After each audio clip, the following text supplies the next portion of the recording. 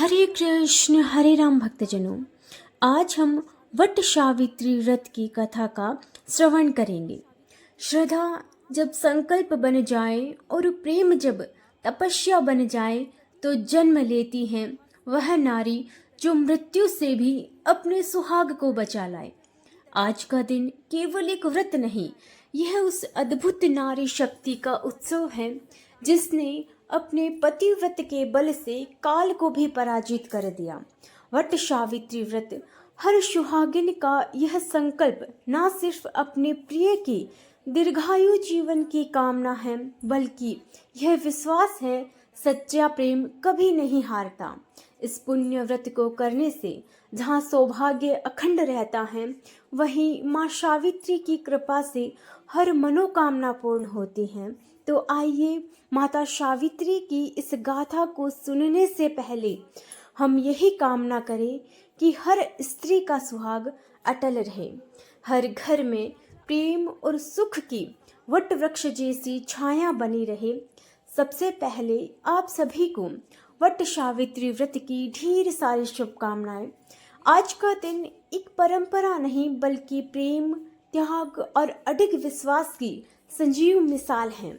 वट सावित्री व्रत वह अनुपम अवसर है जब एक स्त्री अपने पति के लिए न केवल उपवास करती हैं, बल्कि अपने प्रेम का तप का रूप देती हैं। यह व्रत माँ सावित्री के उस अद्वितीय सास की स्मृति है जिन्होंने अपने पति सत्यवान को यमराज के मुख से भी वापस ला दिया। यह कथा हमें सिखाती है कि नारी के पतिव्रत की शक्ति कितनी प्रबल होती है, जो मृत्यु के दरवाजे को भी मोड़ सकती है।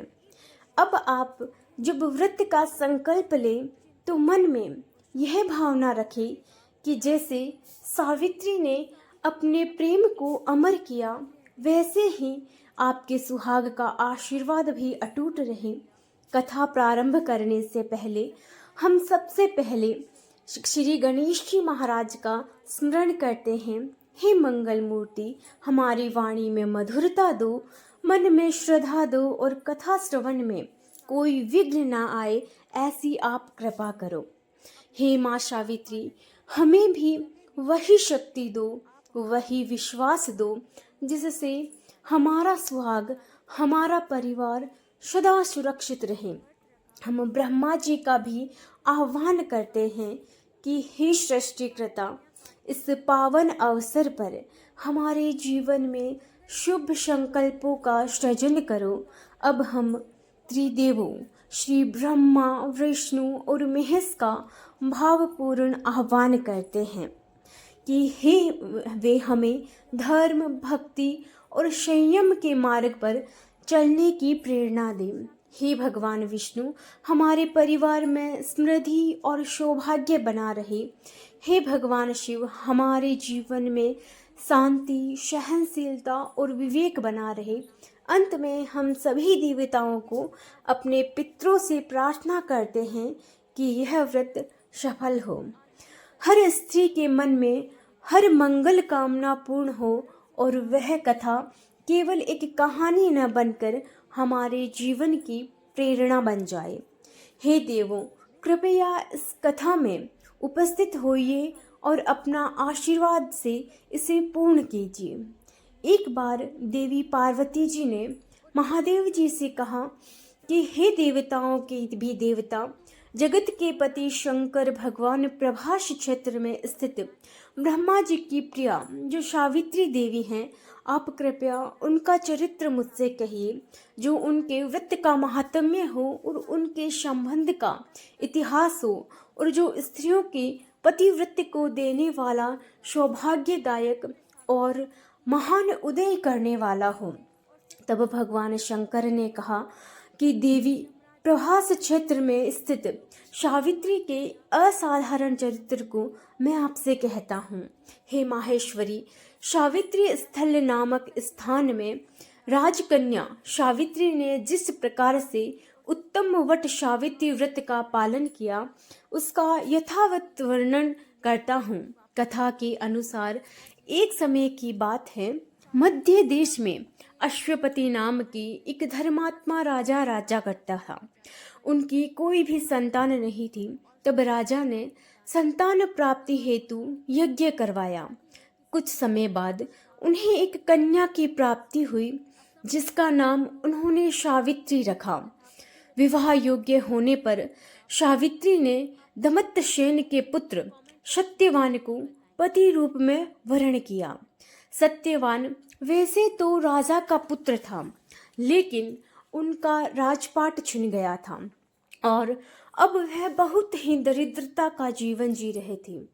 उनके माता पिता की भी आंखों की रोशनी चली गई। सत्यवान जंगल से लकड़ियां काट कर लाते और उन्हें बेचकर जैसे तैसे अपना गुजारा कर रहे थे। जब सावित्री और सत्यवान के विवाह की बात चली, तब देवर्षि नारद ने सावित्री के पिता राजा अश्वपति को बताया कि सत्यवान अल्पायु हैं और विवाह के 1 वर्ष बाद ही उनकी मृत्यु हो जाएगी। हालांकि राजा अश्वपति सत्यवान की गरीबी को देखकर पहले ही चिंतित थे और सावित्री को समझाने की कोशिश में लगे हुए थे। नारद मुनि की बात ने उन्हें और भी अधिक चिंता में डाल दिया, लेकिन सावित्री ने उनकी एक भी नहीं सुनी और वह अपने निर्णय पर अडिग रही। उन्होंने अपने पिता से कहा कि वह अपने जीवन में एक बार अपने पति का वरण कर चुकी हैं, अब वह इस निश्चय से कदापि नहीं डिग सकती। अतः सावित्री और सत्यवान का विवाह हो गया। सावित्री सास ससुर और पति की सेवा में लगी रही। नारद मुनि ने सत्यवान की मृत्यु का जो दिन बताया था, उसी दिन सावित्री भी सत्यवान के साथ वन को चली गई।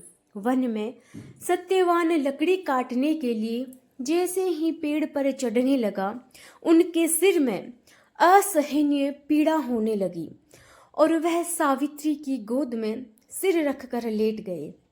कुछ देर बाद उनके समक्ष अनेक दूतों के साथ स्वयं यमराज जी आ खड़े हुए।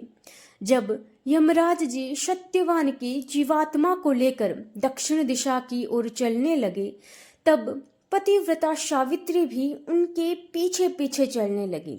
आगे जाकर यमराज जी ने सावित्री से कहा कि हे पतिव्रता नारी, जहाँ तक मनुष्य साथ दे सकता है, तुमने अपने पति का साथ दिया, अब तुम वापस लौट जाओ।